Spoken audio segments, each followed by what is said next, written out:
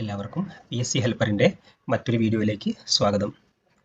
ഇന്ന് നമ്മൾ ചർച്ച ചെയ്യുന്നത് LGS വേരിയസിൻ്റെ തിരുവനന്തപുരം ജില്ലയിലെ ഫസ്റ്റ് അഡ്വൈസ് വന്നിട്ടുണ്ട്. അതായത് 20/9/2025 പുതിയ റാങ്ക് ലിസ്റ്റിൽ നിന്നുമുള്ള ഫസ്റ്റ് അഡ്വൈസ് വന്നിരിക്കുന്നത്.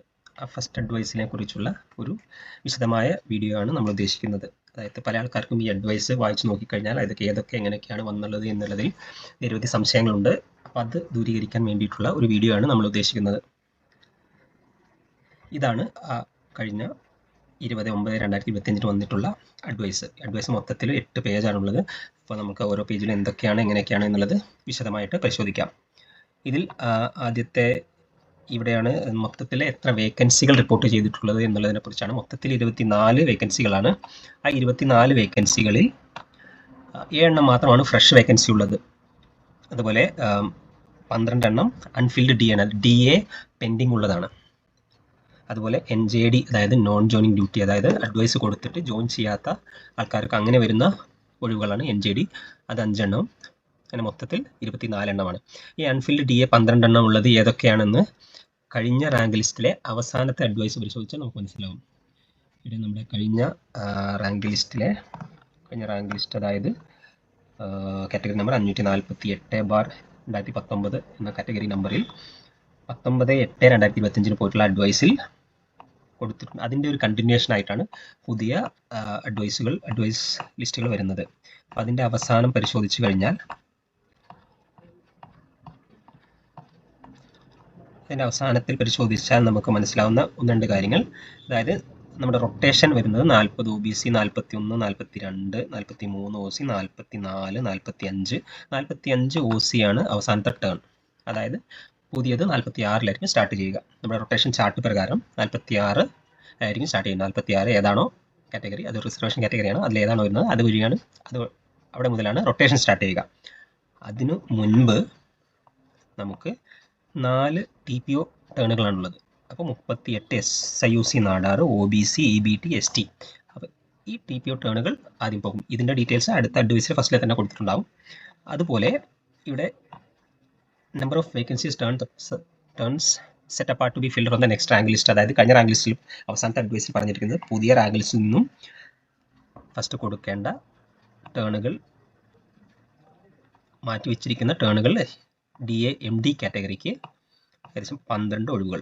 ഇതെല്ലാം DA MD കാറ്റഗറിയാണ്. DA MD കാറ്റഗറിയിലെ 12 ഒഴിവുകൾ അടുത്ത റാങ്ക് ലിസ്റ്റിൽ നിന്നും കൊടുക്കേണ്ടതാണ് എന്നുള്ളത് കഴിഞ്ഞ റാങ്ക് ലിസ്റ്റ് അവസാനത്തെ കൃത്യമായി കൊടുത്തിട്ടുണ്ട്. അതാണ് ഈ പുതിയ ഇവിടെ കാണിച്ചിരിക്കുന്ന അൺഫിൽഡ് DA 12. അത് MD കാറ്റഗറിക്കാണ്. അപ്പോൾ ഇതാണ് നമ്മുടെ പുതിയ റാങ്ക് ലിസ്റ്റിൻ്റെ കാറ്റഗറി നമ്പർ. ഇത് 18/7/2025 മുതൽ ഉള്ളതാണ്.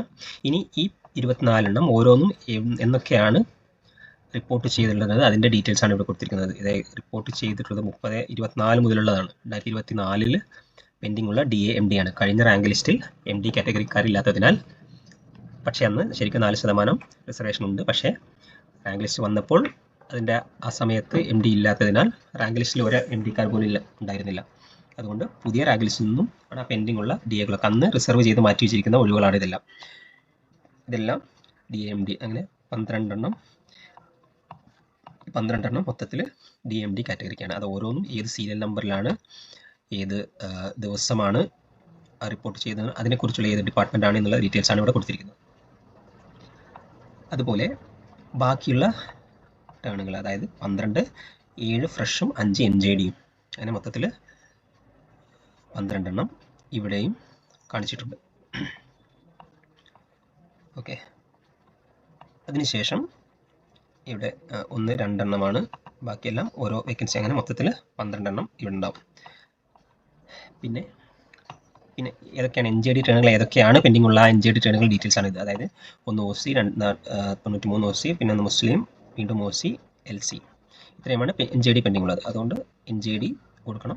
പിന്നെ TPO ടേണുകൾ SIUC നാടാറ്, OBC, EBT, ST, ഇങ്ങനെ 4 TPO ടേണുകളുമുണ്ട്. ഇത്രയൊക്കെയാണ് നിലവിലുള്ളത്. ഇനി അവിടെ നിന്നാണ് നമ്മൾ അഡ്വൈസ് പോകുന്നത്. നേരത്തെ പറഞ്ഞതുപോലെ 45 OC അഡ്വൈസ് കൊടുത്തിട്ടുണ്ട്. അത് കഴിഞ്ഞ് 46 മുസ്ലിമാണ്. 46 മുസ്ലിമിലാണ് സ്റ്റാർട്ട് ചെയ്യേണ്ടത്. പക്ഷേ TPO ടേണുകൾ ഉണ്ടെങ്കിൽ അത് പോകണം. അതാണ് ഇവിടെ പറഞ്ഞിരിക്കുന്നത്. അതുപോലെ DA സീരിയൽ നമ്പർ 2496 2497 പുതിയ സീരിയൽ നമ്പർ തുടങ്ങുന്നത്. സീരിയൽ നമ്പർ പ്രകാരമാണ് DA കാറ്റഗറി ടേണുകൾ വരുന്നത്.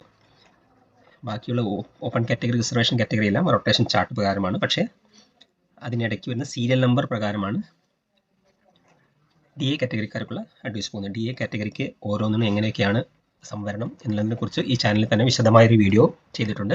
നിങ്ങൾക്കത് പരിശോധിച്ച് കഴിഞ്ഞാൽ അതിൻ്റെ ഡീറ്റെയിൽസ് മനസ്സിലാവും. ഇനി നമ്മൾ ആദ്യം പറഞ്ഞ 12 എണ്ണമാണ് ഓരോന്നോരോന്നായിട്ട് കൊടുത്തിരിക്കുന്നത്. ഇവിടെ DMD1, അതായത് അത് ഏത് സീരിയൽ നമ്പറിൽ ഉണ്ടായിരുന്നതാണ്. അതായത് 1076 എന്ന സീരിയൽ നമ്പറിൽ 76 ആണ് എല്ലാ MD കാറ്റഗറിക്കാർക്കുമുള്ള സീരിയൽ നമ്പർ. 1076, 1176, അങ്ങനെ 1276, അങ്ങനെ എല്ലാ 76ഉം MD കാറ്റഗറിക്കുള്ള റിസർവേഷനാണ്. 1, 26, 51, 76 ഇങ്ങനെ 4% DA കാറ്റഗറിക്കാർക്കുള്ളത്. അങ്ങനെ MD കാറ്റഗറിക്കാർക്കുള്ള 12 എണ്ണം ആദ്യം പോകും. അങ്ങനെ 12 MD കാറ്റഗറി പോയി കഴിഞ്ഞാൽ മൊത്തത്തിൽ 24 ആണുള്ളത്. അതിൽ 12 എണ്ണം പോയി കഴിഞ്ഞാൽ പിന്നെ ബാക്കിയുള്ളത് 7 ഫ്രഷ് ഒഴിവുകളും 5 NJDയുമാണ്. NJD കാറ്റഗറി ഇതിലൊന്നും ബാധകമല്ല. അപ്പോൾ അതുകൊണ്ട് NJD ഏതൊക്കെ കാറ്റഗറിക്കാണുള്ളത് ആ കാറ്റഗറിയിൽ നിന്നുള്ള ആൾക്കാർക്ക് തന്നെ കൊടുക്കും. ഇവിടെ OC ആണ്, അതുകൊണ്ട് OC കാറ്റഗറിക്ക് ഫസ്റ്റിൽ വരുന്ന കാറ്റഗറി കൊടുക്കും. പിന്നെ ഇത് NJD ആണ്, 3, പിന്നെ 4, മൊത്തം 5 NJD കൊടുത്തു കഴിഞ്ഞു. ബാക്കിയുള്ളത് 7 ഒഴിവുകളാണ്. NJDക്ക് നിങ്ങൾ നോക്കിയാൽ മനസ്സിലാവും സീരിയൽ നമ്പർ ഇല്ല. അതുപോലെ പിന്നെ ബാക്കിയുള്ളത് 7 ഒഴിവുകളാണ്. അപ്പോൾ 7 ഒഴിവുകൾ വരുമ്പോൾ നമുക്ക് 50% റിസർവേഷൻ റൂൾ ഉള്ളത് കൊണ്ട് അതിൽ പകുതിയാണ് പകുതി റിസർവേഷൻ വരികയുള്ളൂ.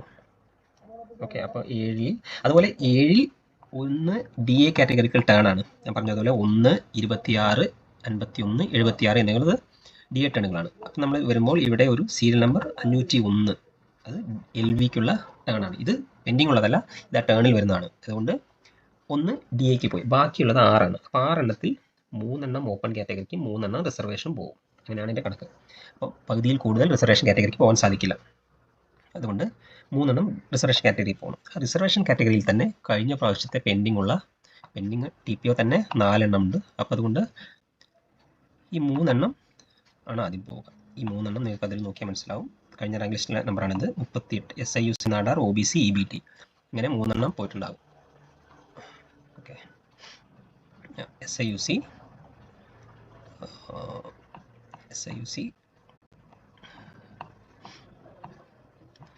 OBC EBT ഇങ്ങനെ 3 എണ്ണം പോയി.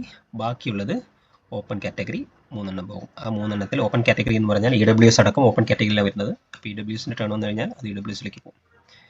അപ്പോൾ 47 OC എടുത്തു. അതുകൊണ്ടാണ് 3 എണ്ണം ഓൾറെഡി പോയതുകൊണ്ട് ഇനി ബാക്കിയുള്ള റിസർവേഷൻ വരുന്ന ടേണുകളെല്ലാം TPO ആക്കി വെക്കും. അപ്പോൾ 46 TPO ആക്കി. അതുപോലെ വീണ്ടും ഒരു ഓപ്പൺ കാറ്റഗറി വരുന്നത് 49 ആണ്. അപ്പോൾ 48 വീണ്ടും TPO ആക്കി. 49 EWS കൊടുത്തു. പിന്നെ വരുന്നത് ടേണ് 51, 50 വീണ്ടും റിസർവേഷൻ ആക്കി TPO ആക്കി മാറ്റി വെച്ചു. അങ്ങനെ 51 കൊടുത്തു. അങ്ങനെ 51 ആണ് നമ്മളെ ലാസ്റ്റ് വന്നിരിക്കുന്ന നമ്പർ. അപ്പോൾ ഇനി 52ാമത്തെ ടേൺ മുതലായിരിക്കും അടുത്ത അഡ്വൈസിൽ വരിക. ഇത്രയാണ് ഈ അഡ്വൈസിനെ കുറിച്ച് പറയാനുള്ളത്. ഇനി ഇതിൻ്റെ ബാക്കി വരുന്നത് നമ്മുടെ 3 എണ്ണം കഴിഞ്ഞ് ബാക്കി 44, 1, 2, 3, 4 TPOകൾ ഇനി പെൻഡിങ് ഉണ്ട്. 46 ST, മുസ്ലിം, SC, CC, OBC. ഇനി അടുത്ത അഡ്വൈസിൽ ആദ്യം ഈ 4 പേർക്ക് കൊടുത്തതിന് ശേഷം മാത്രമാണ് പുതിയ റൊട്ടേഷൻ സ്റ്റാർട്ട് ചെയ്യുക. അതുപോലെ ഇനി DA പെൻഡിങ് ഒന്നും തന്നെ ഇല്ല. അതുകൊണ്ട് ഈ അടുത്ത അഡ്വൈസിൽ നേരെ നമ്മൾ റൊട്ടേഷൻ സ്റ്റാർട്ട് ചെയ്യും. ഈ TPOയും അതുപോലെ ബാക്കിയുള്ള റൊട്ടേഷനുകളും സ്റ്റാർട്ട് ചെയ്യും.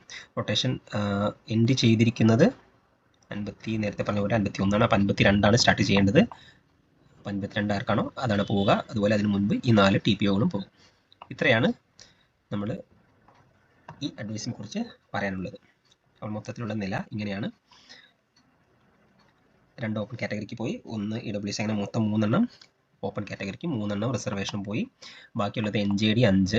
NJD ഇതിലൊന്നും ബാധകമല്ല, കാരണം ഓൾറെഡി അഡ്വൈസ് പോയി കഴിഞ്ഞ സാധനമാണ്. പിന്നെയുള്ളത് DAൻ്റെ ഒരു ടേൺ പോയി. MD പെൻഡിങ് ഉണ്ടായിരുന്ന 12 എണ്ണം പോയി. അങ്ങനെ മൊത്തത്തിൽ 13 DA കാറ്റഗറിക്ക് പോയി. അങ്ങനെ മൊത്തത്തിൽ 24 അഡ്വൈസുകൾ പോയിട്ടുണ്ട്.